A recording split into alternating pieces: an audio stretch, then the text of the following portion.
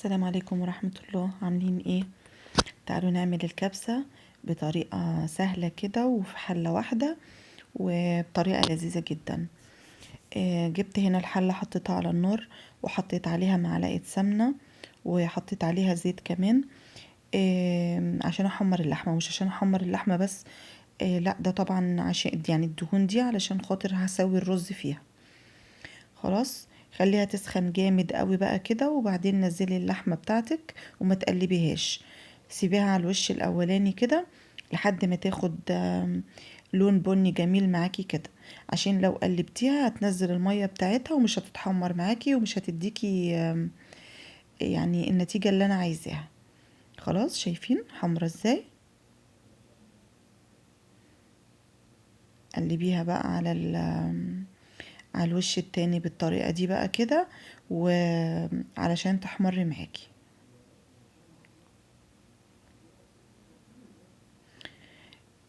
في ناس ما بتيجي تزود اللحمة دي، بتحط لها شوية شوربة صغيرين، ولما تنشف ترجع تزود تاني اللي هي المية، وترجع كل ما تنشف تزود. طب ازاي؟ لا، انت تحطي المية كتير علشان هنسوي فيها الرز، وهتبقى طعمها احلى، هتبقى شوربة مركزة. خلاص، بعد ما اتحمرت اهيت نزلت عليها ببصلتين اتنين متوسطين، مخرطاهم وسط، وهحط عليهم كمان فصين توم متوسطين مخرطاهم. بلاش تحطيه مهروس عشان هيديكي النتيجة شوية كده زي يعني تحسوا شوية انه عامل زي السمك او حاجة زي كده. لا، انتي عشان يديكي نتيجة جميلة حطي الفصين التوم متخرطين شرايح كده. خلاص، دبليهم كده وشوحيهم في بعض، واما ريحتهم تطلع كده معاكي انزلي عليهم بقى بايه؟ بورق لوري وحبهان و... واللومي اللي هو الليمون المجفف، وكمان قرون شطة كده من اللي هي الناشفة، بتدي حرقان كده جميل. لو مش عايزاها بلاش. حطي كبابة صيني، 3 حبات بس من اللي هي الكبابة الصيني دي. خلاص، اللي هي الصغيرة عاملة زي الفلفل الاسود كده. واحط كمان طماطمايه صغيره قد مثلا البيضه البلدي كده، قطعيها صغنن مكعبات، واحط كمان مكعب شوربه من اللي هي اللحمه. خلاص، التوابل بقى ملح وفلفل اسود، بابريكا وكمون وكزبره. بس مش بحط بقى بهارات الكبسة اللي هي بتيجي من عند العطار دي. لا، ما بحطهاش. بستكفي بالبهارات دي مع الورق اللوري مع عود القرفة مع اللومي، بتديكي نتيجة جميلة جدا. والطماطمية المكعبات دي بتخلي اللحمة كده والرز مسكرين. بعد ما اللحمة بقت بالشكل ده كده والبصل بالشكل ده كده برضو، شوفوا مش منزلة مية خالص. مش عايزه اقول لكم بقى الروايح هنا كانت عامله ازاي.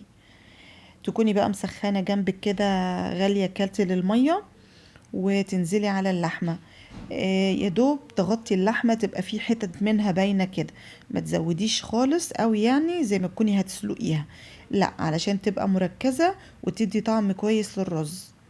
خلاص، انا هحط كمان شويه اهوت، يا دوب تبقى طروف اللحمه باينه كده. تحطيش ميه ساقعه، حطي ميه بتغلي بالشكل ده كده.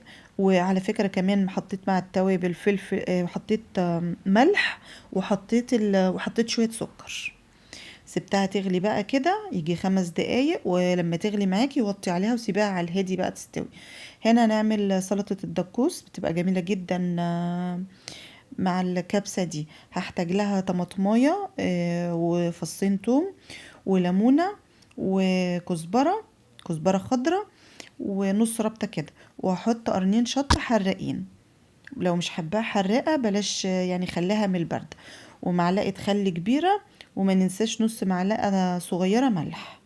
اضربيهم في الكبة بقى، وما تنعميهمش قوي، خليها مخرزة كده تبقى جميلة معاكي. انا عملتها دلوقتي كده عشان احطها في التلاجة تتبل كده في بعضها وتبقى طعمها حلو. هنا اللحمة هي كانت يعني استوت يعني فوق ال3 ارباع سوا. فاهمين؟ يعني ممكن تكون بنسبة 80%. الشوربة حسيت انها كتير، شلت منها على ما احط الرز، وان لقيتني محتاجة هحط. دايما اعملي كده، انقصيها وحطي الرز بتاعك، وما تحسي انها عايزة تاني حطي. طبعا لو بالمقدار ده يدوب فوق الرز كده، ده لو انتي عاملة الرز البلدي بتاعنا اللي هو المصري. لكن انا حاطه بسمتي، فهو بيحتاج اكتر شوربه اكتر. وكمان انا ما بنقعوش، انا بحب اغسله على طول واحطه كده، بيبقى احسن وفيه ندغه حلوه كده. الشوربه بقى اللي انا كنت ركناها على جنب هي اتحطيتها تاني خلاص، والشوربه كده مركزه وجميله. في المرحله دي حطيت ربع معلقه صغيره كركم وربع معلقه صغيره كاري، الاتنين مع بعض. وشوفي الحدق بتاعك بقى كده مظبوط ولا عايزه ملح تزودي. خلاص تمام، بالشكل ده كده. هغطيها بقى وهسيبها دقيقتين 3 تغلي، وبعد كده وطي عليها يتشرب بقى ويبقى جميل. هنا كان خلاص استوى هوت ومفلفل وجميل جدا. والطعم الرز يعني مش عايزه اقول لكم، مش عايز جنبه حاجه، مش عايز لحمه ومش عايز جنبه اي حاجه. جميل جدا من الشوربه المركزه دي. شفتوا؟ سهله جدا وفي حله واحده وسريعه. انا كنت شلت اللحمة على جنب، علشان عايزة لما احط الرز كده ارص اللحمة على الوش اهوت. اللحمة كانت دايبة دوب وكانت مسكرة وجميلة.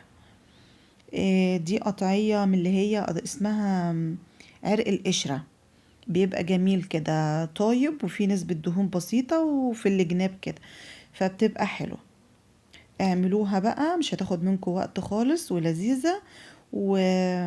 واستنوني ان شاء الله في اكلات جديدة. يلا ربنا يحسن ما بين ايديكم. سلام عليكم.